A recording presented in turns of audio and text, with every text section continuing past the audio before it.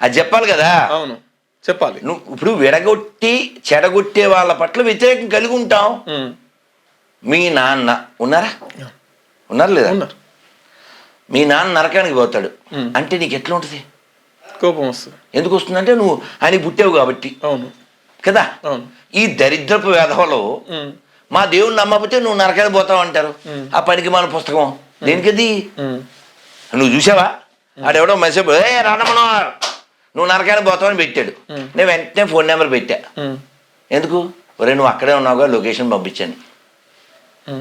ఇప్పుడు అసలు నువ్వు ఎక్కడికి వెళ్తావు? ఇప్పుడు నువ్వు రాత్రి 2ంటికి ఆర్డర్ ఇచ్చుకుని ఏదో జంతు కలేబరాలు అవి తింటున్నావు.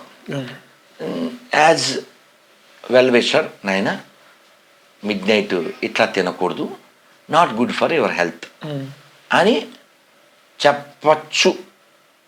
నీతో ఉన్న నాకుండే చనువుని బట్టి. నా ఇష్టం, నీ ఇష్టం, పడేది నీ ఇష్టం. ఆ తర్వాత నీకు వస్తుంది కష్టం, ఆ తర్వాత యూ కెన్ సే యువర్ ఇష్టం. అంతవరకే కదా. అందుకని నువ్వు నరకానికి పోతావు, నువ్వు నాశనం అయిపోతావు. నువ్వు చూడని దాని గురించి మనం ఎట్లా చెప్తాం కదా. వ్యక్తిగత విషయం అది కదా. కాబట్టి దేవుడు ఉన్నాడా లేడా అనేది అది వాడి వ్యక్తిగతం కదా. మేము చెప్పిన పేరుతోనే పిలవాలి, మేము చెప్పినట్టే కొలవాలి, అది దరిద్రం కదా అది. ఇప్పుడు నేను భోజనం చేయనయా? నేను భోజనం చేయను, రాత్రి టిఫిన్ కూడా చేయను.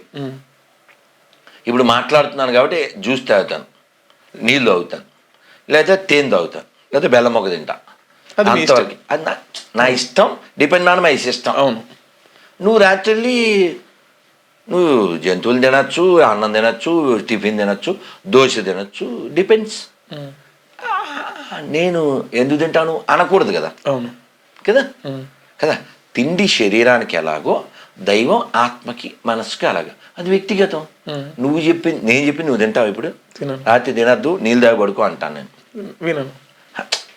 నేనెవరిని అసలు? అవును, అర్థమైందా? సేమ్ అలాగే వాడేవాడు.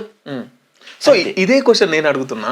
హిందువులు కూడా యమలోకమని, పాపమని, స్వర్గమని హిందువులు కూడా చెప్తున్నారు. ఎవరు చెప్తారు? హిందువులు చెప్తారు కదా. ఇప్పుడు నీకెందుకు చెప్పాను రాత్రి 2ంటికి తినకరా జంతువులని? నువ్వు మావాడివని.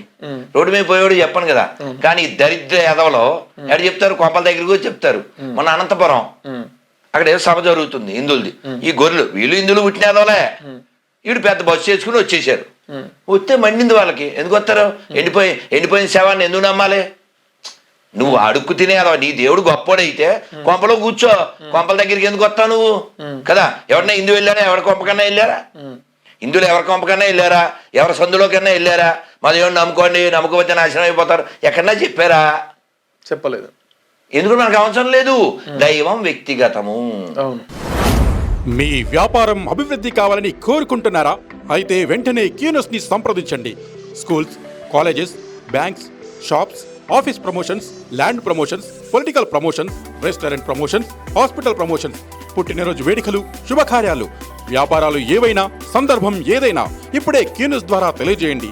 మీ వ్యాపారాన్ని అభివృద్ధి చేసుకోండి.